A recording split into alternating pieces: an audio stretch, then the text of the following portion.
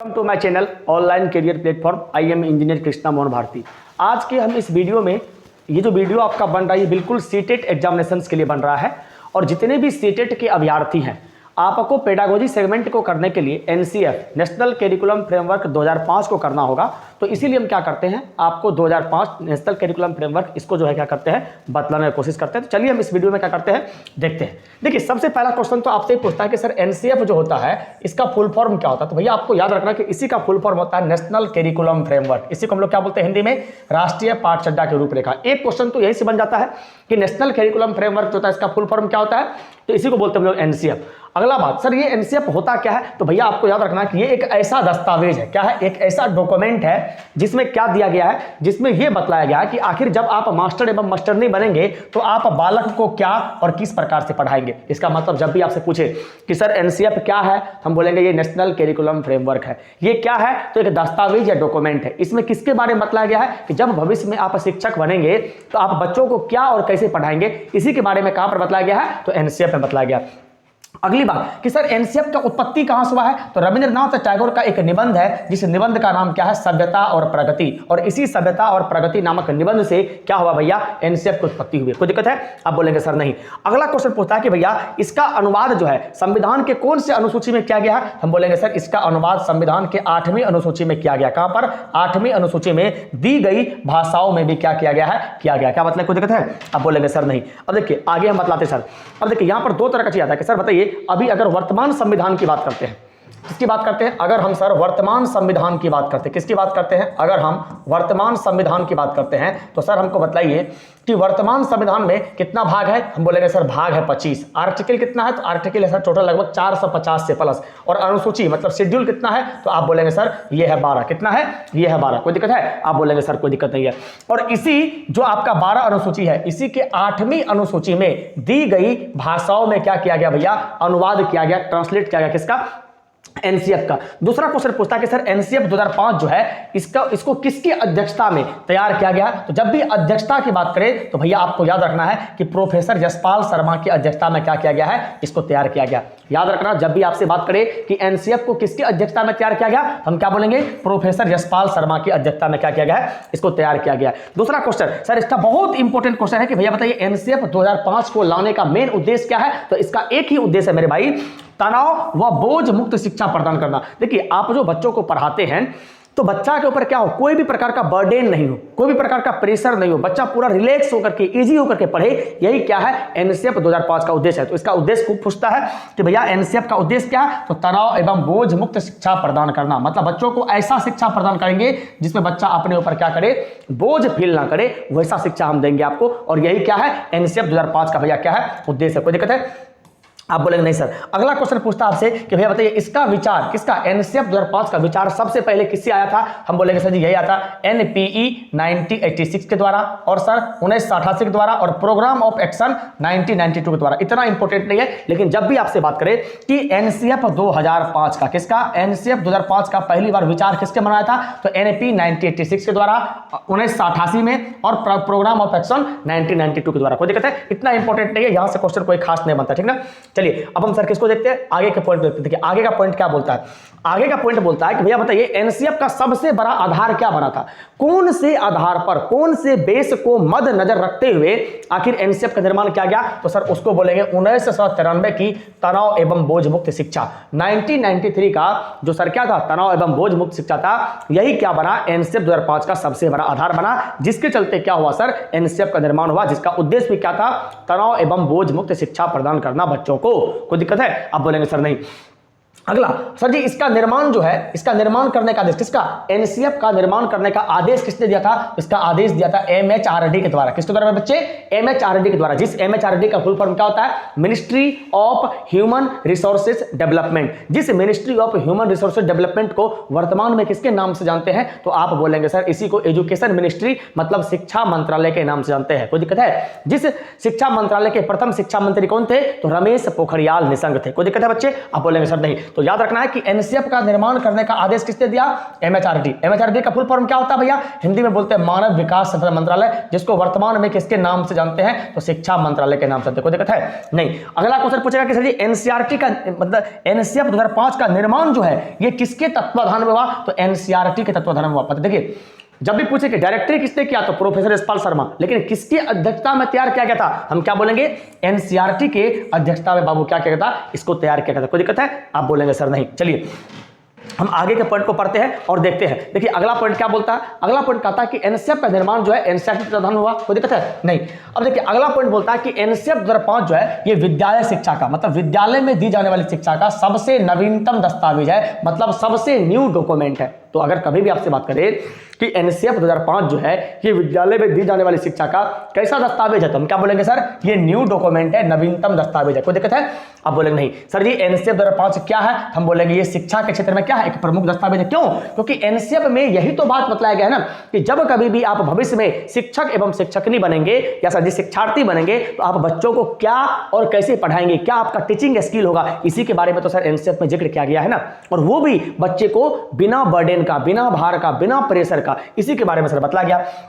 अगला बात करता है सर जी कि एनसीएफ 2005 का निर्माण जो है इसको कितने सदस्यों ने मिलकर के किया है? हम बोलेंगे 38। देखिए आपको दो बात यहां से रखना है। जब भी सर जी आपको बोले कि एनसीएफ का निर्माण कितने सदस्य के द्वारा मिलकर के किया गया, आपको याद रखना चाहिए इसमें टोटल मेंबर कितना है? तो टोटल मेंबर है सर 38, जिसे 38 में से सर जी 35 जो है वो कहां से है? तो ये कार्यकारी सदस्य है। क्या बोलेंगे सर जी? ये है कार्यकारी सदस्य। क्या बोलते हैं? कार्यकारी सदस्य। और 3 सदस्य जो है सर ये कहां से है? ये एनसीईआरटी की तरफ से। किसके तरफ से? ये एनसीईआरटी की तरफ से है। तो अगर आपसे कुल की बात करें तो क्या बोलेंगे? 38। अगर सर जी आपको सिर्फ बोले कि कार्यकारी कितने हैं तो क्या बोलेंगे? 35। और अगर आपको बोले एनसीईआरटी की तरफ से कितने सदस्य थे आप क्या बोलेंगे सर जी? ये था 3। कितना था? ये था 3। कोई दिक्कत है? आप बोलेंगे सर नहीं, यहां तक में हमको कोई भी दिक्कत नहीं है। चलिए देखिए अब जितना भी बात पढ़ा है इसका एक लाइन में यहां पर समरी है कि सर जी एनसीएफ का निर्देशक किसके निर्देशक कौन था? तो प्रोफेसर कृष्ण कुमार। कितने मेंबर थे? 38। सर जी अध्यक्ष कौन था? तो प्रोफेसर यशपाल शर्मा समिति। तो कई बार आपसे यह भी क्वेश्चन पूछा है कि एनसीएफ 2005 को कौन से कमेटी या कौन से समिति के द्वारा तैयार किया गया है, तो हम क्या बोलेंगे? प्रोफेसर यशपाल शर्मा समिति के द्वारा। और सर जी इसमें टोटल कितना मेंबर था? 38। 38 में से 35 कहां से था? कार्यकारी तरफ से, और 3 कहां से था? तो आप बोलेंगे सर एनसीईआरटी की तरफ से। कोई दिक्कत है? आप बोलेंगे सर नहीं। अब देखिए जब कभी भी एनसीएफ को लिखा गया होगा तो सर जी एनसीएफ के लिखने के बाद कुछ ना कुछ तो सर इसमें भाषागत अशुद्धि आया होगा। आप बोलेंगे जी सर बिल्कुल आया होगा। तो इस भाषागत अशुद्धि को दूर करने के लिए जिस इंसान को यह काम सौंपा गया कि भैया तुम जो है एनसीएफ लो, एनसीएफ को पढ़ो, और अगर इसमें तुमको भाषा से रिलेटेड कोई भी दिक्कत आता है तो तुम इसको दूर करो, यह काम किसको सौंपा गया? नामवर सिंह को। किसको? नामवर सिंह को। तो जब भी आपसे बात करें कि एनसीएफ में उसके भाषागत अशुद्धि को दूर करने के लिए यह काम किसको सौंपा गया था, हम क्या बोलेंगे भैया? ये नामवर सिंह को। किसको? नामवर सिंह। क्या बोलेंगे भैया? इस व्यक्ति का नाम था नामवर सिंह। क्या नाम था? इसका नाम था नामवर सिंह। कोई दिक्कत है? आप बोलेंगे सर नहीं। अब देखिए आगे की बात को बतलाते हैं। देखिए आगे बात क्या बोलता है? आगे कहता है कि सर जी जब एनसीएफ लागू हुआ था, मतलब सर जी एनसीएफ 2005 का जब निर्माण हुआ था तो सर जी ये कितने भाषा में लागू किया गया था? तो भैया याद रखना ये 22 भाषा में। कितने भाषा में? 22 भाषा में। और कितने राज्यों में? तो हम बोलेंगे भैया ये 17 राज्य में। तो कई बार क्वेश्चन पूछता है कि एनसीएफ जिस दिन इसका निर्माण हुआ था ये कितने राज्य में लागू हुआ था? तो 17 राज्य में। और कितने भाषा में लागू हुआ था? हम बोलेंगे गुड़िया 22 भाषा में। देखिए एनसीएफ 2005 के निर्माण में राजस्थान की ओर से कौन भाग लिया था? जब भी आपसे कभी बात करें कि सर जब एनसीएफ का निर्माण हो रहा था मेरे दोस्त, मेरे भाई, मेरे मित्र, तो उस एनसीएफ में, एनसीएफ के निर्माण में सर जी बताइए कि राजस्थान की तरफ से कौन भाग लिया था? तो उस इंसान का नाम था रोहित धनखड़। क्या नाम था? उसका नाम था रोहित धनखड़, जिसका संबंध कहां से है? तो जयपुर से है। तो भैया याद रखना कि एनसीएफ के निर्माण में राजस्थान की तरफ से इकलौता एक व्यक्ति था जिन्होंने क्या किया था? इसमें भाग लिया था, और उस इंसान का नाम था रोहित धनखड़, और उसका संबंध कहां से है? तो राजस्थान के जयपुर से। कोई दिक्कत है? अब बोले नहीं। अगला कहता है कि एनसीएफ 2005 में शिक्षा के कितने सूत्रों पर बात किया गया है? तो 21 सूत्रों पर चर्चा किया। कई बार क्वेश्चन पूछता है कि एनसीएफ के निर्माण में एजुकेशन के कितने फार्मूले पर जोर दिया गया है? तुम क्या बोलेंगे? 21 फार्मूला पर क्या किया गया गुड़िया? जोर दिया गया। कोई दिक्कत है? नहीं। अब देखिए यहां पर एक टर्म आता है जिसको हम लोग बोलते हैं पाठ्यक्रम। यहां से क्या होता है? कई बार आपके एग्जाम में क्वेश्चन बनता है। देखिए जब पाठ्यक्रम को आप तोड़ेंगे तो एक होता है पाठ और एक होता है क्रम। पाठ का मतलब होता है पढ़ने योग्य सामग्री, और क्रम का मतलब होता है एक निश्चित व्यवस्था। जब आप इस दोनों को जोड़िएगा तो इसका इसका मतलब क्या निकलेगा, इसका मतलब क्या निकलेगा, एक ऐसा पाठ्यक्रम जो क्या हो, पढ़ने योग्य हो, उसी को हम लोग क्या बोलते हैं, पाठ्यक्रम बोलते हैं। देखिए फिर से सुनिए, पाठ्यक्रम को दो भाग में तोड़े, एक को तोड़े पाठ और एक को तोड़े क्रम। पाठ का मतलब होता है पढ़ने योग्य सामग्री, मतलब ऐसा सामग्री, ऐसा मटेरियल जिसको हम क्या कर सके मेरे बाबू, सोना महीना पढ़ सके। और एक क्या होता है, क्रम का मतलब होता है एक ऐसा व्यवस्था जो क्या हो, एक निश्चित में हो, एक सीढ़ी दर सीढ़ी हो, उसी को हम लोग क्या बोलते हैं, क्या बोलते हैं, क्रम। इसका मतलब एक ऐसा पाठ्यक्रम जो पढ़ने योग्य तो हो लेकिन क्या हो, एक निश्चित वे या एक निश्चित तरीका में हो, उसी को हम लोग क्या बोलते हैं, पाठ्यक्रम बोलते हैं। कोई दिक्कत है नहीं। अब सर जी यहां पर एक मनोवैज्ञानिक का नाम पूछता है, उसका नाम है फ्रोबेल। क्या नाम है, फ्रोबेल। तो पूछता है कि भैया बताइए फ्रोबेल के अनुसार जो है ये पाठ्यक्रम क्या है। तो देखिए फ्रोबेल क्या कहता है, फ्रोबेल कहता है कि पाठ्यक्रम समस्त मानव जाति के गुणों का सार है। भैया बिल्कुल सही बात बोल रहा है। फ्रोबेल के अनुसार ये जो पाठ्यक्रम है क्या है, ये जो पाठ्यक्रम है ये क्या है, समस्त मानव जाति के गुणों का सार है। तो कई बार आपसे क्वेश्चन ऐसे पूछ लेगा कि भैया बताइए कौन से मनोवैज्ञानिक के अनुसार पाठ्यक्रम जो है ये क्या है, समस्त मानव जाति के गुणों का सार है। हम बोलेंगे ये है फ्रोबेल के अनुसार। क्या बोलेंगे, फ्रोबेल के अनुसार। कोई दिक्कत है, आप बोलेंगे सर नहीं। अब देखिए अगला किसके बारे में बात करते हैं, तो अगला बात करते हैं पाठ्यक्रम के बारे में। देखिए पाठ्यक्रम के बारे में कहता है, यहां से भी क्वेश्चन आपके सीटेट में बनता है। पाठ्यक्रम के बारे में कहता है कि सर जी ये पाठ्यक्रम जो है ये अंग्रेजी भाषा का शब्द है। कौन से भाषा का शब्द है, तो आप बोलेंगे सर जी ये अंग्रेजी भाषा का शब्द है। और ये अंग्रेजी भाषा के करिकुलम शब्द से बना। किससे बना है, ये अंग्रेजी भाषा के करिकुलम शब्द से बना। किससे बना है, करिकुलम शब्द से बना है। कोई दिक्कत है, और ये करिकुलम शब्द जो है ये भी कौन भाषा का शब्द है, तो आप बोलेंगे सर जी ये लैटिन भाषा का शब्द है। किसका शब्द है सर जी, ये लैटिन भाषा का शब्द है। कोई दिक्कत है, और यही लैटिन भाषा जिसका अर्थ क्या होता है सर जी, जो कौन से शब्द से बना है, तो जो बना है कुर्रर शब्द से। कौन से शब्द से बना है, कुर्रर शब्द से। देखिए यहां पर कितना बात समझ आपको आ गया। हम बोले कि पाठ्यक्रम अंग्रेजी भाषा के करिकुलम शब्द से बना है, और करिकुलम खुद जो है कैसा भाषा है, लैटिन भाषा है। और लैटिन भाषा किससे बना है, आप बोलेंगे सर ये कुर्रर शब्द से बना है। तो आपसे क्वेश्चन क्या पूछेगा कि लैटिन भाषा कौन से शब्द से बना है, तो क्या बोलेंगे कुर्रर शब्द से। करिकुलम कौन सा भाषा है, तो लैटिन भाषा है। पूछेगा पाठ्यक्रम कैसा भाषा है, तो अंग्रेजी भाषा है। और ये पाठ्यक्रम अंग्रेजी भाषा के करिकुलम शब्द से बना है। कोई दिक्कत है, तो यहां से अगर क्वेश्चन बनेगा आपको क्या करना है, बिल्कुल समझना। फिर से सुनिए मेरी बात को, अंग्रेजी भाषा के करिकुलम शब्द से बना है क्या, पाठ्यक्रम, तथा करिकुलम शब्द लैटिन भाषा के कुर्रर शब्द बना। देखिए करिकुलम शब्द जो है ना ये लैटिन भाषा के कुर्रर शब्द से बना है, लेकिन सर जी पाठ्यक्रम जो है ये अंग्रेजी भाषा के करिकुलम शब्द से बना है। कोई दिक्कत है, फिर से आप मेरी बात को सुनिए, करिकुलम शब्द जो है ये लैटिन भाषा के कुर्रर शब्द से बना है। इसका मतलब करिकुलम बना है कुर्रर से, जबकि करिकुलम भाषा कौन सा है, लैटिन। जबकि यही प्रकार से बात करें कि पाठ्यक्रम ये जो है कौन सा भाषा है, तो अंग्रेजी भाषा है।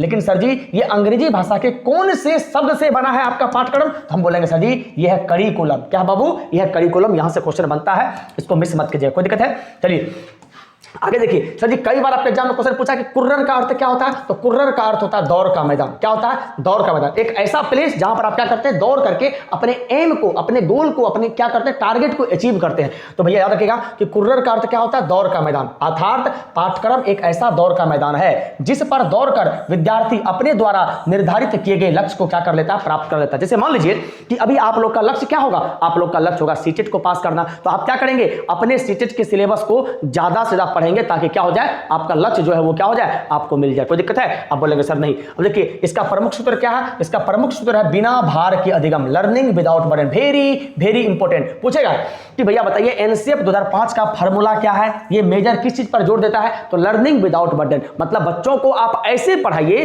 ताकि बच्चा को क्या हो, कोई भी प्रेशर फील नहीं हो, बच्चा को अपने ऊपर बर्डन फील नहीं हो, मतलब बिना बोझ का अधिगम करवाइए। कोई दिक्कत है, तो इसका मेन फार्मूला क्या है, बिना भार का अधिगम, लर्निंग विदाउट बर्डन। कोई दिक्कत है, अब बोलेंगे सर नहीं कोई दिक्कत नहीं है हमको यहां तक में समझने में। देखिए अगला किसके बारे में बात करता है, कहता है कि नेशनल करिकुलम फ्रेमवर्क 2005 का निर्माण एनसीईआरटी के द्वारा किया गया था एवं इसको पूर्ण करने का कार्य निर्देशक प्रोफेसर कृष्ण कुमार को दिया गया था। कोई दिक्कत है, आप बोलेंगे सर नहीं कोई दिक्कत है, आप बोलेंगे नहीं सर कोई दिक्कत नहीं है। अब देखिए अगला बात क्या है, अगला बात किसके बारे में जिक्र किया गया, देखिए अगला किसके बारे में सर जिक्र किया गया। अगला देखिए यहां पर क्या है, अगला जो पॉइंट है सर, ये पॉइंट तो इतना ज्यादा इंपॉर्टेंट है कि आप कुछ बोल ही नहीं सकते हैं। इस पॉइंट के ऊपर आप जितना ज्यादा इंपॉर्टेंट लगाइए उतना इंपॉर्टेंट है। ये क्या है कि कहता है कि राष्ट्रीय पाठ्यक्रम की रूपरेखा 2005 का सिद्धांत क्या है। मतलब सर जी आपको मालूम होना चाहिए कि नेशनल करिकुलम फ्रेमवर्क का सर जी 5 सिद्धांत है। कितना सिद्धांत है, 5। और अगर आपको ये 5 सिद्धांत आपको याद हो गया तो समझ लीजिए सर जी आप पेडागोजी में लगभग क्वेश्चंस को सर क्या कर देंगे, सही कर देंगे।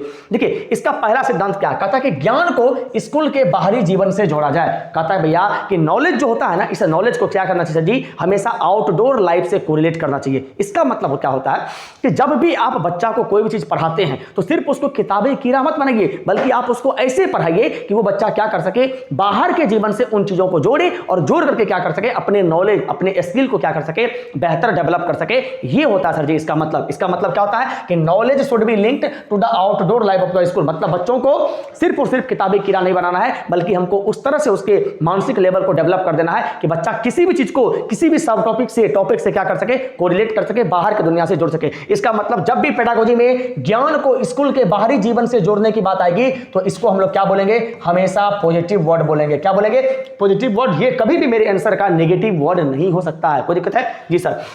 अगला कहता है कि पढ़ाई को रटंत प्रणाली से क्या करना, मुक्त करना। मतलब कभी भी मेरा पढ़ाई क्या होगा, रूट लर्निंग पर बेस्ड नहीं होगा। जिस पढ़ाई में कंठस्थ करने की बात आ जाए, याद करने की बात आ जाए, मेमोरी करने की बात आ जाए, तो हमेशा उसको काट देना, क्योंकि वो कैसा वर्ड होगा, तो भैया याद रख लेना, वो नेगेटिव वर्ड होगा। कैसा वर्ड होगा, नकारात्मक शब्द होगा। क्यों? क्योंकि भैया कभी भी एनसीईआरटी ये कहता ही नहीं है कि आप किसी भी शिक्षा को, किसी भी कार्यक्रम को, किसी भी सिलेबस को क्या करो, रटो। कोई दिक्कत है मेरे भाई, मेरे दोस्त? आप बोलेंगे सर नहीं, तो यहां तक आपको क्या करना है, इस बात को याद रखना।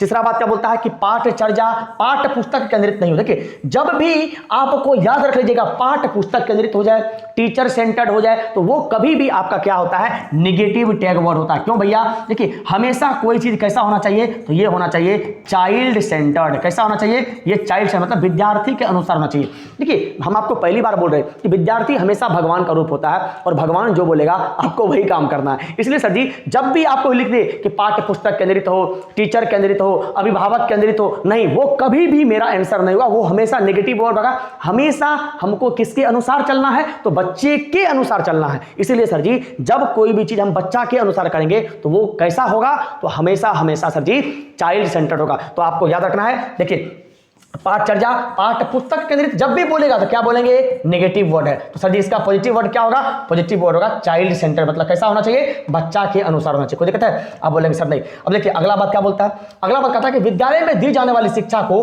विभिन्न प्रकार की एक्टिविटी या गतिविधि से जोड़ा जाए। देखिए जब भी आपको बात करें, जैसे मान लीजिए आप बच्चा को पढ़ा रहे हैं, तो बोलेगा कि बच्चा को इस तरह से पढ़ना चाहिए, हंसा हंसा करके। देखिए अगर आप बच्चा को हंसा हंसा करके पढ़ा रहे हैं, खेल खेल में पढ़ा रहे हैं, पहेली समझा समझा करके पढ़ा रहे हैं, इसका मतलब क्या कर रहे हैं, देखिए बच्चा को क्या कर रहे हैं, विद्यालय में दी जाने वाली शिक्षा को विभिन्न प्रकार की एक्टिविटी जोड़ रहे हैं। इसका मतलब जहां पर भी अलग अलग प्रकार का एक्टिविटी के माध्यम से आप बच्चा को सिखाते हैं या अलग अलग प्रकार के एक्टिविटी से बच्चा को जोड़ते हैं, तो वो हमेशा कैसा वर्ड होता है, तो भैया याद रखिएगा वो हमेशा पॉजिटिव वर्ड होता है। क्यों?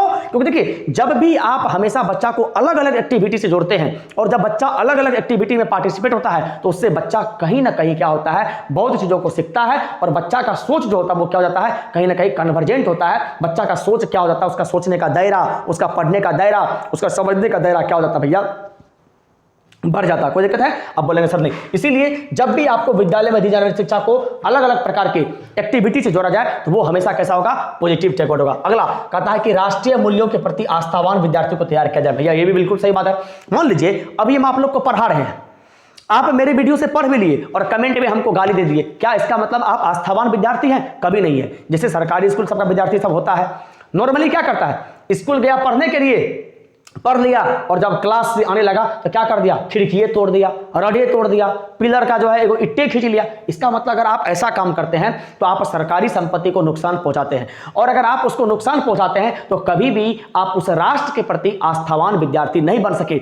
यही एनसीईआरटी कहता है कि आप ऐसे बच्चों का चरित्र निर्माण कीजिए, ऐसे बच्चे को बनाइए जो बच्चा भविष्य में आगे जाकर के क्या कर सके भैया, राष्ट्र के निर्माण में काम करे। इसीलिए बोलता है कि राष्ट्रीय मूल्यों के प्रति क्या बोलेंगे, student should be prepared for nation value. मतलब आप बच्चों को ऐसे तैयार कीजिए कि ताकि उनको नेशन के प्रति भी क्या हो जाए, एक लेसन सबक में आए। कोई दिक्कत है? अब बोलेंगे सर नहीं। अब देखिए आगे की बात करते हैं।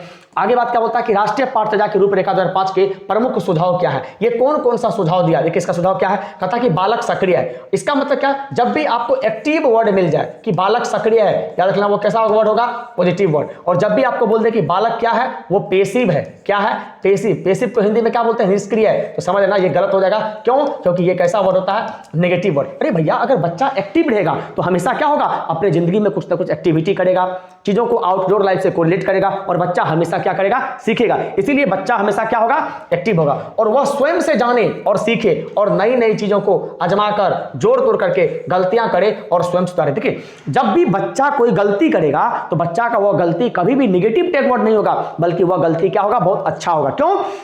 क्योंकि देखिए बच्चा जितना ज्यादा गलती करेगा उस गलती से उतना ज्यादा सबक लेगा, और उस सबक से क्या होगा, अपने आप को उतना इंप्रूवमेंट करेगा, और जितना ज्यादा इंप्रूवमेंट करेगा बच्चा का सोच क्या होगा, उतना बड़ा होगा, सोचने का दायरा क्या होगा, उतना बढ़ेगा। इसीलिए आपको याद रखना है कि बालक हमेशा कैसा होगा, सक्रिय होगा, एक्टिव होगा। जब भी बालक को आप पेसिव बनाएंगे, निष्क्रिय बनाएंगे, तो वो नेगेटिव टेकवर्ड, और सक्रिय कैसा होगा, पॉजिटिव टेकवर्ड होगा। कैसा होगा, पॉजिटिव टेकवर्ड होगा। इसमें लिखा हुआ है कि बालक एक्टिव होगा, नेगेटिव नहीं होगा। कोई दिक्कत है? आप बोलेंगे सर नहीं। देखिए अगला क्या बोलता है, कहता है कि सीखना क्या है, एक सक्रिय और क्या है, सामाजिक गतिविधि है, मतलब सोशल एक्टिविटी। भैया बिल्कुल सही बात बोलता है। जैसे अभी आप लोग बच्चा हैं तो आप कहां से सीख रहे हैं, हमसे सीख रहे हैं, किसी और टीचर से सीख रहे हैं, यूट्यूब से सीख रहे हैं, माँ बाप से सीख रहे हैं। तो सर जी माँ बाप, हम, आपके दोस्त, आपके मित्र, ये सब क्या है, ये सारे के सारे सामाजिक प्राणी ही तो है ना। वही तो बात बोलता है ना कि बच्चा एक्टिव है, मतलब बच्चा सक्रिय है। क्यों? क्योंकि बच्चा कहीं ना कहीं कुछ ना कुछ सीख रहा है। दूसरा, यह सामाजिक गतिविधि है। क्यों भैया? क्योंकि बच्चा जो भी कुछ सीखता है वो कहीं ना कहीं अपने समाज से ही सीखता है, और वो समाज के ही संपर्क का परिणाम है कि बच्चा कुछ ना कुछ सीख लेता है। कोई दिक्कत है? इसका मतलब ये भी आपको राइट ऑप्शन में मिलेगा। अगला, सीखने में यांत्रिकता बार बार नहीं होती। देखिए अब सर जी यांत्रिकता मतलब क्या होता है, बार बार। अब सर जी देखिए अगर हम आपको बोले कि एनसीएफ तुम इसको दिन में 10 बार पढ़ो, अगर आप इसी काम को बार बार करते हैं तो क्या हो जाएगा, इतना ना रिपीटेशन होगा कि आप क्या हो जाएंगे, रूट लर्निंग की तरफ चले जाएंगे, आपको वो चीजें याद हो जाएगा। और एनसीएफ क्या कहता है कि याद करना, कंठस्थ करना, रूट लर्निंग, ये सब क्या है, नेगेटिव टेकवर्ड। इसलिए कहता है कि चीजों को पढ़ना अच्छी बात है, लेकिन एक ही चीजों को बार बार पढ़ना ये नेगेटिव टेकवर्ड है। क्यों? क्योंकि बार बार करने से वो चीजें आपको याद होती है, और याद करना एनसीएफ से क्या है, बिल्कुल गलत बात है। कोई दिक्कत है? आप बोलेंगे सर नहीं। अगला, सीखने को डर और अनुशासन की जगह आनंद और संतोष से जोड़ना चाहिए। देखिए इसका मतलब क्या होता है, जब भी आप बच्चे को पढ़ाएंगे तो बच्चा को कभी भी पनिशमेंट देना, बच्चा को कभी भी सजा देना, बल्कि इतना तक बच्चा को पुरस्कार देना भी कैसा वर्ड है, नेगेटिव वर्ड है। आप बच्चा को ज्यादा अगर पुरस्कार भी देंगे तो बच्चा को क्या हो जाएगा, पुरस्कार के प्रति एक अलग फीलिंग आ जाएगा। ओ चलो छोड़ो इस काम को, बार बार तो यही पुरस्कार, यही पेंसिल, यही रेट, यही कटर मिलता है, हटाओ हटाओ हटाओ, कोई बात नहीं है। और अगर आप बच्चा को मारेंगे तो बच्चा आपसे डरेगा, बच्चा आपके सामने खुल करके बोलेगा नहीं, और जब बच्चा खुल करके बोलेगा नहीं तो आप बच्चे के भावनाओं को समझेंगे कैसे। इसीलिए कहता है कि कभी भी बच्चा को ना तो मारना है, ना तो धमकाना है, ना तो डराना है, ना तो आंख दिखाना है। और ये सारे के सारे वर्ड कैसा होता है, नेगेटिव टेक होता है। बल्कि इसके जगह बच्चा को आनंद से, अरे मेरा बेटा, अरे मेरा सोना, अरे मेरा राजा, अरे मेरा भोला, ऐसे करके पढ़ाना। जब आप बच्चों को ऐसे करके पढ़ाएंगे तो बच्चा आपसे कनेक्ट होगा। बच्चा बोलेगा हम तो मोना मैम के पास ही जाएंगे, हम तो काजल मैम से ही पढ़ेंगे। क्यों? क्योंकि काजल मैम जब पढ़ाती है तो हंस हंस करके पढ़ाती है, खेल खेल करके पढ़ाती है, कुदक कुदक करके पढ़ाती है। इसलिए कहता है कि कभी भी बच्चे को डर और अनुशासन की तरह नहीं पढ़ना चाहिए, बल्कि उसको आनंद और क्या करेंगे बाबू, संतोष से पढ़ाएंगे। कोई दिक्कत है? आप बोलेंगे नहीं सर जी, ये बात आपको याद रह गया होगा, समझ गए होंगे। देखिए अब आगे बात क्या बोलता है, आगे बात कहता है कि बालक को स्कूल में, मतलब कहां पर, स्कूल में, घर में, समुदाय में आदि सब जगह पर क्या किया गया है, महत्वपूर्ण माना गया। क्यों? क्योंकि उसकी भाषा, संस्कृति को भी सम्मान दिया जाए। कहता है कि बालक जो है ना, ये दुनिया के सब जगह पर इंपॉर्टेंट है। बालक घर में होगा वहां भी इंपॉर्टेंट है, स्कूल में होगा वहां भी इंपॉर्टेंट है, लाइब्रेरी में होगा वहां भी इंपॉर्टेंट है, खेल के मैदान में होगा वहां भी इंपॉर्टेंट है। क्यों? क्योंकि भैया बालक का जो भाषा है, बालक का जो संस्कृति मतलब कल्चर है, उस सब चीजों को क्या करेंगे, सम्मान देंगे। देखिए मान लीजिए कि अभी हम टीचर हैं, हम बिहार में पढ़ाते हैं, कल को हम नॉर्थ ईस्ट चले जाएं तो नॉर्थ ईस्ट वाले जगह के बच्चों का अगर हम भाषा को नहीं समझेंगे तो क्या करेंगे, उसको लताड़ देंगे क्या, हो बेटा बेटा बेटा, पूछते पूछते चट्टा कहीं का भुस्कलवा बैठो, नहीं, बल्कि हम उसको भाषा को सम्मान देंगे। क्यों? क्योंकि सर जी मल्टीलैंग्वेज, जब बहुभाषिकता होगा तो बहुभाषिकता से क्या होगा, एक क्लास का बच्चा दूसरे बच्चा को भाषा को सीखेगा। उसी जैसे मान लीजिए एक क्लास में 3 भाषा को बोलने वाला लोग है, तो जो 2 बच्चा एक भाषा को नहीं जानता है वो बच्चा भी उसके साथ में रह करके क्या कर लेगा, उस भाषा को सीखेगा। इसीलिए कहता है कि बच्चा को सब जगह पर, स्कूल में, घर में, समुदाय में इंपॉर्टेंट माना गया, और बच्चा के भाषा और संस्कृति को भी क्या किया गया है, सम्मान देने की बात की गई। कोई दिक्कत है? अब बोलेंगे सर नहीं। अब देखिए अगला बात, वही बात क्या बोलता है, अगला बात कहता है कि कम से कम सर जी मातृभाषा को तो सम्मान दिया है जाना चाहिए, और मातृभाषा हम लोगों का क्या है, हिंदी। अब देखिए क्या बोलता है, कहता है कि प्राथमिक स्तर पर, प्राथमिक स्तर कहने का मतलब क्या हो गया, क्लास 1 से लेकर के 5 तक पाठ चर्चा की सभी गतिविधि को भाषा व गणित का महत्वपूर्ण स्थान माना गया है। क्या बोलता है कि भाषा व गणित। क्यों ऐसा क्यों बोलता है? क्योंकि देखिए जब आप छोटा बच्चा को कोई भी सर जी मैथ ही पढ़ाते हैं, तो आप मैथ कैसे पढ़ाते हैं? बताओ, तुम्हारे पास में 2 सेब है, 2 केला दे दिए, तो कितना सेब कितना केला? बोलेगा मैम मेरे पास में 2 सेब 2 केला हो गया। हुआ कि नहीं हुआ? तो इसका मतलब सर जी आप बच्चा को जो मैथ पढ़ाए वो मैथ किसके फॉर्मेट में पढ़ाए? आप बोलेंगे सर भाषा के फॉर्मेट में पढ़ाए। इसलिए बोलता है कि प्राथमिक स्तर पर पाठ चर्चा के सभी गतिविधि को, जितना भी एक्टिविटी है, चाहे आपका साइंस हो, चाहे आपका ईवीएस हो, चाहे आपका पेडागोजी हो, चाहे आपका मैथ हो, सारे के सारे चीज को हम क्या करते हैं? गणित के महत्वपूर्ण स्थान के रूप में माना गया। क्यों? क्योंकि सर जी भाषा और गणित के रूप में क्या करते हैं? पढ़ाते हैं। अगला बात क्या बोलता है? गणित जो होता है वो कैसा होता है? चिंतन होता है। क्यों? अब देखिए मैथ में जब आप सदी मान लीजिए कि 32 का स्क्वायर निकालते हैं तो कहीं ना कहीं आप उसके लिए चिंतन करते हैं, लॉजिक लगाते हैं। वही बात होता है गणित क्या होता है? चिंतन होता है। अमूर्त, अमूर्त मतलब क्या होता है? ऐसा चीज जिसको आप पहले नहीं देखें। अब बताइए, हम आपको बोलेंगे कि भैया 68 का जो है आप क्या कीजिए आप जो है गुणनखंड निकालिए।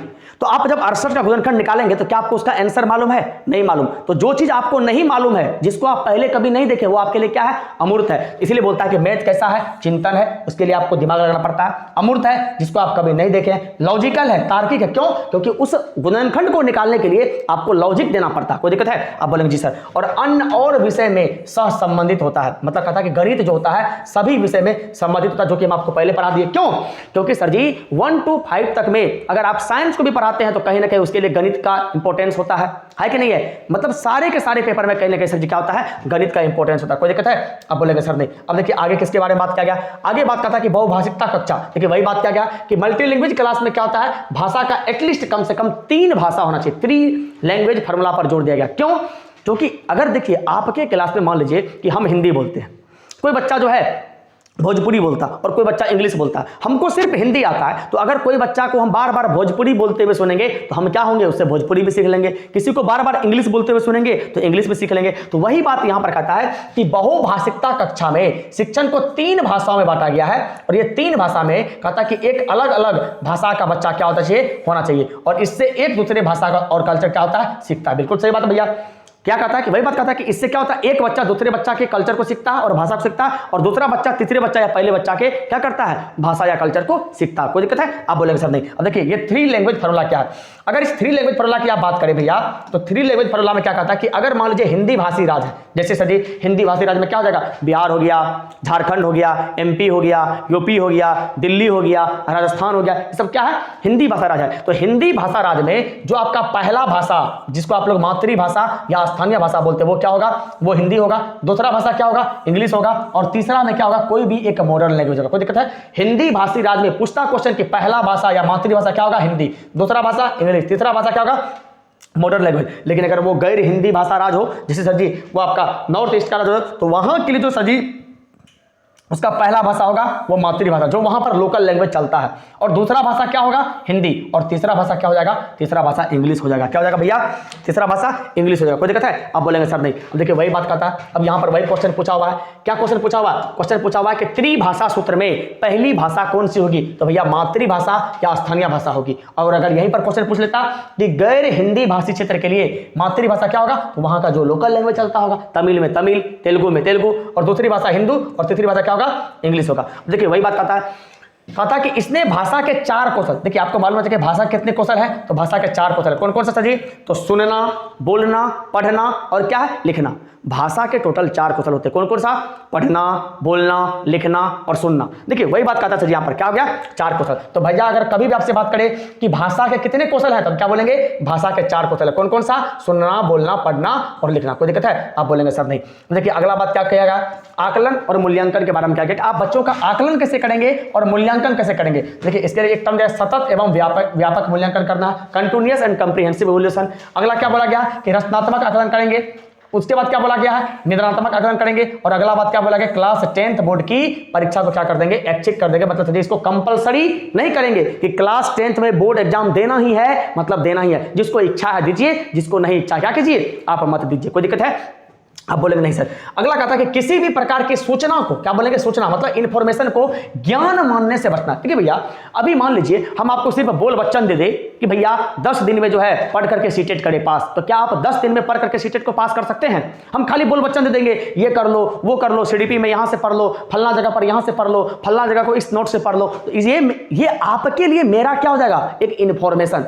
और इस इंफॉर्मेशन को अगर आप ज्ञान मान लीजिएगा तो आपका नैया कभी भी पार नहीं होगा। ये नैया डूबेगा ही डूबेगा। ये हम नहीं कहते हैं, ये एनसीएफ कहता है। देखिए एनसीएफ कोई बात नहीं बोल रहा है कि किसी भी प्रकार के सूचना को आपको कोई भी, चाहे दुनिया में टीचर हो, चाहे सजी कोई ढोलक पीट करके सूचना दे दे, वो सूचना कभी भी आपके लिए कंप्लीट नॉलेज दे सकता है। नॉलेज लेने के लिए आपको पढ़ना पड़ेगा, क्लास लगाना पड़ेगा, चीजों को बारीकी से समझना पड़ेगा। कोई दिक्कत है? वो बात बोलता है कि विद्यार्थी को दी जाने वाली शिक्षा में शिक्षण सूत्र जैसे कि कैसा होना चाहिए। कहता है कि जब आप विद्यार्थी को पढ़ाते हैं तो विद्यार्थी को पढ़ाने में दी जाने वाली शिक्षा में शिक्षण सूत्र कैसा होना चाहिए। तो कहता है कि ये शिक्षण सूत्र जो होना चाहिए, ये सबसे पहला ज्ञात से अज्ञात की ओर होना चाहिए। इसका मतलब क्या होता है? ज्ञात का मतलब होता है कि पहले बच्चों को आप वैसा चीज बतलाएंगे जिसको बच्चा एटलीस्ट पहले से जानता है। जैसे आप ए फॉर एप्पल, पहले बच्चा को ए फॉर एप्पल ही क्यों बतलाते हैं? क्योंकि भैया बच्चा कहीं ना कहीं ए फॉर एप्पल, एप्पल को देखा होता है। तब आप क्या करते हैं? ए से कोई और मीनिंग को समझाते हैं जिसको बच्चा पहले से नहीं जानता है। लेकिन अगर मान लीजिए आप डायरेक्ट ए से क्या कर लेंगे, अलग मीनिंग, जैसे बी फॉर बॉल ना बोल करके आप बच्चा को बोल देंगे बी फॉर बिहार बोर्ड, तो क्या बच्चा बिहार बोर्ड को पहले से जानता है? आप बोलेंगे सर नहीं जानता है। इसीलिए सर जी एनसीएफ कहता है कि पहले आप बच्चों को वैसा एग्जाम्पल दीजिए, वहां से चीज पढ़ाइए जिसको बच्चा पहले से जानता हो, फिर बच्चा को वो चीज बताइए जो बच्चा नहीं जानता हो। इसका मतलब हमेशा बच्चों को किधर से किधर पढ़ना चाहिए। इंपॉर्टेंट क्वेश्चन है, लाइन में आपको कई बार सीटेट के देने मिलेगा। तो ज्ञात से अज्ञात की तरफ, मतलब पहले बच्चा को वैसा एग्जाम्पल देंगे जो बच्चा को पहले से आता है, फिर बच्चा को ऐसा एग्जाम्पल देंगे जो बच्चा को नहीं आता है। अगला कहता कि मूर्त से अमूर्त की ओर वाली शिक्षा देंगे। मूर्त मतलब क्या होता है? मूर्त मतलब पहले बच्चों को वैसा एग्जाम्पल देंगे जिसको बच्चा देख सकता है, समझ सकता है, कहीं ना कहीं पहले देखा है। मतलब मूर्त मतलब होता है जिसको बच्चा कहीं ना कहीं देखा है, और अमूर्त मतलब क्या होता है? जिसको नहीं देखा। जैसे मान लीजिए हम आपको बोल देंगे बी फॉर बिहार पुलिस, तो आप बिहार पुलिस को कहीं ना कहीं देखे हैं, लेकिन वही अगर हम छोटा बच्चा को बोल देंगे बी फॉर बिहार बोर्ड, तो भैया बिहार बोर्ड को तो ना कभी देखा है ना कभी जानता है, लेकिन वो बिहार पुलिस को कहीं ना कहीं देखा है। इसका मतलब अगर आप तुम बिहार पुलिस से बोलते हैं तो बिहार पुलिस उसके लिए क्या हो गया? मूर्त हो गया। क्यों? क्योंकि कहीं ना कहीं उसको देखा है। और अमूर्त क्या हो गया? बिहार बोर्ड, क्योंकि कहीं ना कहीं वो बिहार बोर्ड को देखा ही नहीं है। तो वही बात बोलता है कि बच्चा को हमेशा शिक्षा कैसा देना चाहिए। तो हम बोलेंगे सर जी ज्ञात से अज्ञात की ओर या मूर्त से अमूर्त की ओर। जब भी आपसे उल्टा बात करे कि ज्ञात से अज्ञात, क्या होगा? Negative take word. अमूर्त से मूर्त, negative take word. Sir positive क्या होगा? ज्ञात से अज्ञात की तरफ, मूर्त से अमूर्त की तरफ। कोई दिक्कत है? आप बोलेंगे सर नहीं। कोई दिक्कत है? चलिए अब देखिए हम किसके बारे में बात करते हैं। अगला देखिए वही बात बोला गया, अगला वही बात बोला गया कि सर जी सजा और पुरस्कार की भावना, पनिशमेंट एंड, इसको क्या किया गया है? सीमित किया जाए। मतलब ज्यादा आप बच्चा को ना तो डांटिए, ना तो फटकारिए, ना तो सजा दीजिए, ना तो पुरस्कार दीजिए। क्यों? देखिए मान लीजिए कोई एक बच्चा है जो बच्चा आपकी क्लास में बार बार टॉप कर रहा है, और अगर आप उसको बार बार सजा के तौर पर क्या कर रहे हैं? पेंसिल, रेट, कटर दे रहे हैं, तो एक दिन उस बच्चा को लगे हो बार बार हम जो है ना टॉप करते हैं ना, तो हमको तो पुरस्कार के रूप में क्या होता है? वही रेट, पेपर, पेंसिल मिलता है। छोड़ो छोड़ो छोड़ो, नहीं हो करेंगे तो कोई बात नहीं है। इसीलिए कहता है कि ज्यादा पुरस्कार देना भी क्या है? Negative take word. तो बच्चा को जब भी सजा देंगे नेगेटिव टेक वर्ड, पुरस्कार की भावना भी कैसा टेक वर्ड है? तो हम बोलेंगे सर जी ये भी नेगेटिव टेक वर्ड है। कोई दिक्कत है? नहीं। अगला कहता है कि शैक्षणिक गतिविधि में बच्चों के अभिभावक को जोड़ेंगे। देखिए दो प्रकार का एक्टिविटी होता है, एक होता है शैक्षणिक एक्टिविटी और एक होता है सह शैक्षणिक एक्टिविटी। शैक्षणिक एक्टिविटी मतलब होता है ऐसा एक्टिविटी जो सारे के सारे पढ़ाई लिखाई से रिलेटेड हो। मतलब जो आपके पढ़ाई लिखाई से रिलेटेड होगा उसको क्या बोलेंगे? शैक्षणिक। और जो पढ़ाई लिखाई के अलावा जैसे आपका दौड़ना, हंसना, खेलना, खाना बनाना, समझ रहे ना, ये सारे के सारे क्या हो गया? सिंगिंग, नाचना, ये सारे के सारे क्या हो गया आपका सर जी? ये आपका सह शैक्षणिक एक्टिविटी हो गया। तो एनसीएफ कहता है कि आप जो है सह शैक्षणिक एक्टिविटी में जो पढ़ाई के अलावा एक्टिविटी होता है उसमें क्या कीजिए? बच्चों के पेरेंट्स को जोड़िए, ताकि इससे भी क्या होगा? ज्यादा से ज्यादा अच्छा इन्वायरमेंट या अच्छा क्या होगा? माहौल तैयार होगा, और उससे भी क्या होगा? कहीं ना कहीं रचनात्मकता या क्रिएटिविटी क्या होगा? बढ़ेगा। कोई दिक्कत है? आप बोलेंगे सर नहीं। देखिए वही बात यहां पर पूरा लिखा हुआ, आप इस चीज को पढ़िएगा सर, आपको क्या हो जाएगा? समझ जाएगा। और देखिए अगला क्या बोलता है? अगला बात बोलता है कि विशाल पाठ्यक्रम व मोटी किताब शिक्षा प्रणाली के क्या है? असफलता का प्रतीक है। देखिए कहते हैं ना कि आजकल बच्चा जो है 7 साल का रहता है और 15 किलो का बचता रहता है, तो क्या बताइए क्या वो उसके असफलता का प्रतीक नहीं है? बिल्कुल ऐसा जी, क्योंकि मोटी किताब जो है वो असफलता का प्रतीक है। ये कौन कहता है? एनसीएफ कहता है। क्यों? क्योंकि भैया बताइए ना, बच्चा के शरीर में जाने नहीं है, अब पूरा कूद पात रहा है, तो क्या होगा? कुछ होगा? आप बोलेंगे सर बिल्कुल कुछ नहीं होगा। इसीलिए बोलता है कि विशाल पाठ्यक्रम या मोटी किताब क्या है? ये शिक्षा प्रणाली की असफलता का प्रतीक है। अगला कहता है कि मूल्यों को उपदेश देकर नहीं बल्कि वातावरण देकर के, जहां पर भी बच्चा को इन्वायरमेंट देने की बात आएगा वो कैसा टेक वर्ड होगा? पॉजिटिव टेक वर्ड होगा। बल्कि उपदेश देना, ये कर लो, वो कर लो, फलना जगह से पढ़ लो, चिल्ला जगह से पढ़ लो, तुम्हारा तो सीटेट पास हो जाएगा, ये सब क्या हो जाएगा? बकवासबाजी है। क्यों? क्योंकि ये एक उपदेश है। और एनसीएफ कहता है कि मूल्यों को उपदेश देकर के नहीं बल्कि उसको ऐसा इन्वायरमेंट दीजिए, अगर आपको लगता है कि बच्चा को पढ़ना ही है तो एक ऐसा क्लासरूम तैयार कर दीजिए कि बच्चा वहां आए, पढ़े, लिखे, समझे और उस चीज को क्या करे, अचीव करे। कोई दिक्कत है? आप बोलेंगे सही। अगला, बच्चों को स्कूल के बाहरी जीवन से तनाव मुक्त वातावरण प्रदान करना। भैया हम क्या बोले, एनसीएफ का तो सदी फार्मूला ही है कि ऐसा बच्चा को शिक्षा दीजिए कि बच्चा जो है ना लर्निंग विदाउट बर्डन, बिना भार का अधिगम करे, बिना भार का सीखे। अब देखिए भैया, यही तो यहां पर बात करता है कि बच्चों को स्कूल के बाहरी जीवन से तनाव मुक्त वातावरण देकर के क्या करना है, प्रदान करना। कोई दिक्कत है? जहां पर अभी बच्चे को स्कूल के बाहरी जीवन में तनाव मुक्त वातावरण प्रदान करने की बात करेंगे, वो कैसा टैगवर्ड होगा, बहुत बहुत पॉजिटिव टैगवर्ड होगा। कोई दिक्कत है बाबू? आप बोलेंगे सर नहीं। देखिए अगला वर्ड क्या है, कहता कि पुस्तकालय में बच्चों को स्वयं पुस्तक चुनने की आदत दे। जब भी बच्चा को आप पुस्तकालय लेकर के जाएंगे तो ऐसा नहीं कि नहीं तुम यही किताब पढ़ो, तुम आज एसएसटी किताब पढ़ो, तुम आज ईवीएस किताब पढ़ो। अगर आप ऐसा करते हैं तो एज अ टीचर आप गलत काम करते हैं। बच्चा को बल्कि खुद से आजादी दीजिए कि बाबू, बेटा, सोना, मोना, चुन्नू, गुल्लू, टुल्लू, तुमको जो पढ़ना वो पढ़ो, तुमको कोई प्रेशर नहीं है, तुम फ्री होकर के पढ़ो, लेकिन पढ़ो। कोई दिक्कत है बाबू? और देखिए वैसे भी जहां पर किसी को अवसर देने की बात आ जाए, बच्चा को जहां पर भी अवसर देंगे कि बाबू तुम खुद से करो, तुम जो है मैथ्स नहीं बन रहा है, हम तुमको सपोर्ट करते हैं, तुम इसको बनाओ, तुम खुद से मेहनत करो, जहां पर भी अवसर देने की बात आएगी, याद रखना अपॉर्चुनिटी देने की बात आएगी, वो बहुत बहुत पॉजिटिव टैग वर्ड होता है। और वैसे भी आप क्या कर रहे हैं, बच्चे को खुद से पुस्तक चुनने का अवसर दे रहे हैं, तो अवसर देना मतलब क्या हो गया, पॉजिटिव टैग वर्ड हो गया। अगला भैया क्या बोलता है कि शिक्षक को अकादमिक संशोधन एवं नवाचार आदि का समय समय पर क्या करना चाहिए, पहुंच, मतलब ये एक लाइन में कहता है कि समय समय पर टीचर को क्या करना चाहिए, एक वोकेशनल कोर्स देना चाहिए, जिसके माध्यम से समय समय पर टीचर को भी क्या करना चाहिए, ट्रेंड करना चाहिए, ट्रेनिंग देना चाहिए, ताकि टीचर अगर नया नया ट्रेनिंग लेकर के आएंगे, ट्रेंड होकर के आएंगे, तो उसको वहां पर जो बातें बताया गया होगा उन्हीं बातों को वो क्या करेंगे, स्कूल में बच्चों के सामने इंप्लीमेंटेशन करेंगे, जिससे बच्चा क्या होगा, आगे जाएगा। कोई दिक्कत है? आप बोलेंगे सर नहीं।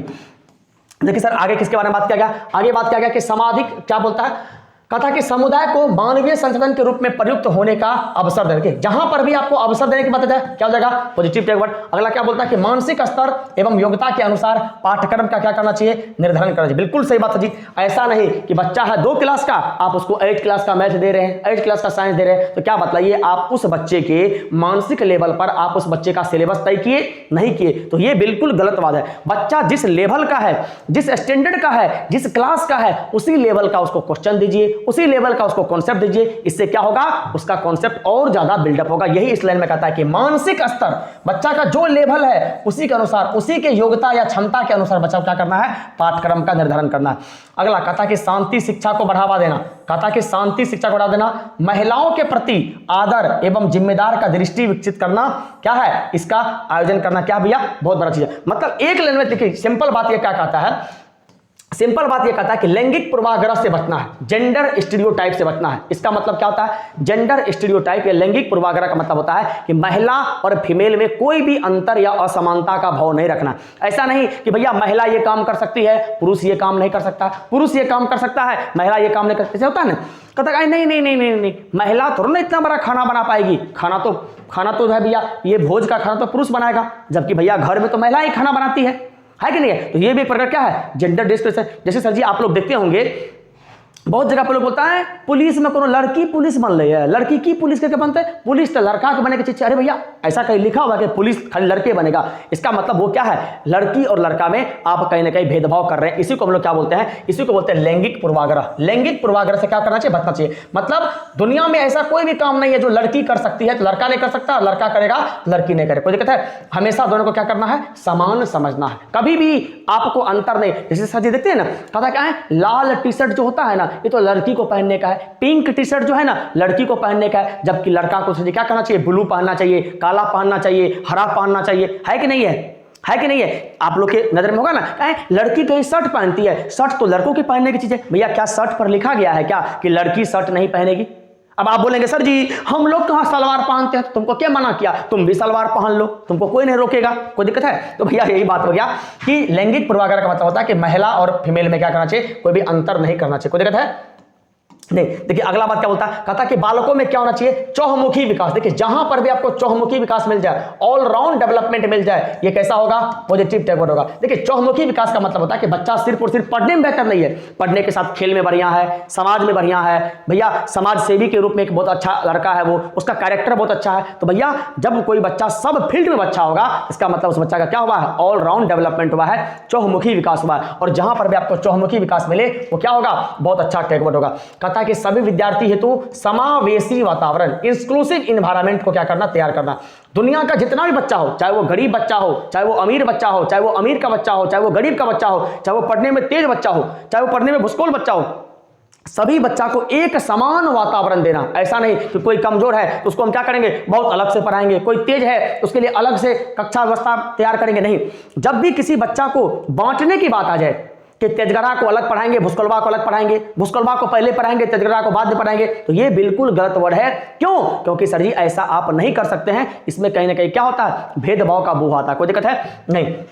अगला कहता है कि एनसीएफ 2005 के तहत शांति के लिए शिक्षा पर क्या किया गया, जोर दिया गया। शांति के लिए क्या किया गया, शिक्षा पर जो भैया जोर दिया गया। देखिए वही बात बोलता है, अगला बात क्या बोलता है, अगला बात बोलता है कि सर जी एनसीएफ 2005 के तहत सपनों के भारत को धरातल पर उतरने पर बल दिया गया। जो आपका सपना देख रहे हैं, जो आप इतना बेहतर बात कर रहे हैं, इन सब बातों को आप ग्राउंड लेवल पर लाएंगे, इसका इंप्लीमेंटेशन करेंगे। यही क्या है, सपने के भारत को धरातल पर उतरना। अब देखिए अगला बात क्या गया, अगला बात क्या गया सर जी अब तक में टोटल कितने बार जो है एनसीएफ लागू हुआ है। देखिए यहां पर 4 लिखा हुआ है, लेकिन सर जी अब आप इसको क्या कर देंगे, कट कर देंगे, क्योंकि सर जी अब तक में एनसीएफ अब कितने बार लागू हो गया है, तो 2005 बार। कब, देखिए पहली बार कब लागू हुआ है, तो अब सवाल आता है कि पहली बार एनसीएफ कब लागू हुआ, तो पहली बार एनसीएफ लागू हुआ भैया कब,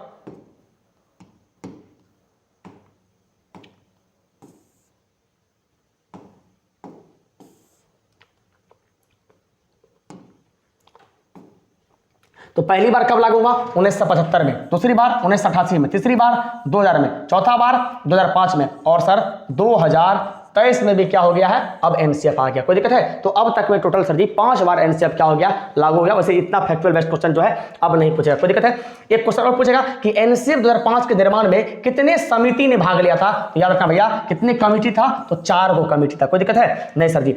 अगला एक क्वेश्चन और भी है सर, जो यहां से क्या होता है, क्वेश्चन बनता है कि भैया बताइए एनसीएफ 2005 जो है ये विद्यार्थी के 5 लक्षण पर जोर देता है, और वो काम क्या है, तो इसमें पहला लक्षण होता है कि करके सीखना। ये सबसे इंपॉर्टेंट है और इसी लाइन को खाली आपको याद रखना है। वो कहता है कि देखिए जो बच्चा जितना खुद से करेगा ना, वो बच्चा उतना सीखेगा।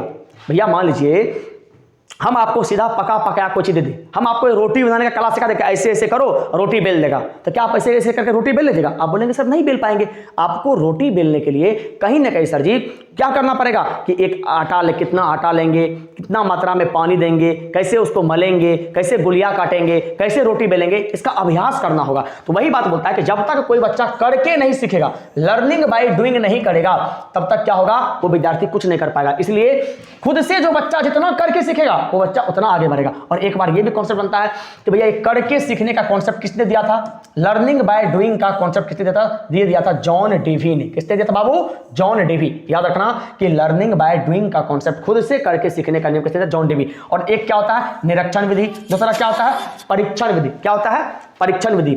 और बाबू तीसरा क्या होता है, इसी को बोलते हैं सामूहिक विधि। क्या बोलते हैं, इसी को बोलते हैं सामूहिक विधि। और 5वां को क्या बोलते हैं बाबू, इसी को बोलते हैं मिश्रित विधि। कोई दिक्कत है, आप बोलेंगे नहीं सर जी यहां तक में हमको कोई भी दिक्कत नहीं है। कोई दिक्कत है, आप क्या बोलेंगे बाबू यहां तक में, तो यहां से देखते सर जी थोड़ा सा कॉन्सेप्ट को, ठीक ना।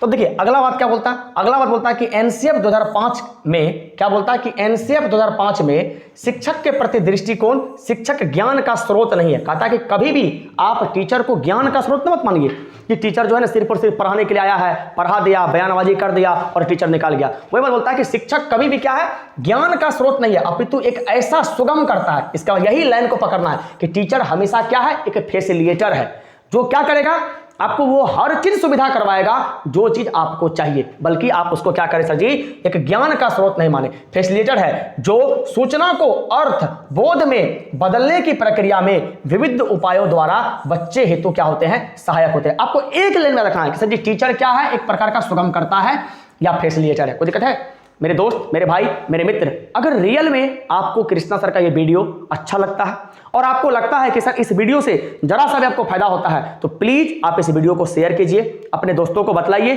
ठीक ना। और इसका पीडीएफ, ये सेम वाला जो पीडीएफ आपको हैंड रिटन पीडीएफ लिखा हुआ है, ये हम आपको अपने Telegram channel Krishna sir official पर डाल देंगे, वहां से आप इसको लेकर के प्रैक्टिस कर सकते हैं। और इसका अब जो हम नेक्स्ट वीडियो लेकर के आएंगे तो हम इस पर बेस्ट जो है क्वेश्चन जो होगा वो क्वेश्चंस को लेकर के आएंगे, ठीक ना। चलिए तब तक के लिए बाय बाय, टेक केयर, शुभ संध्या, शुभ रात्रि, आपका दिन शुभ हो, भगवान करे आपको वो सब कुछ मिले जो आप चाहते हो।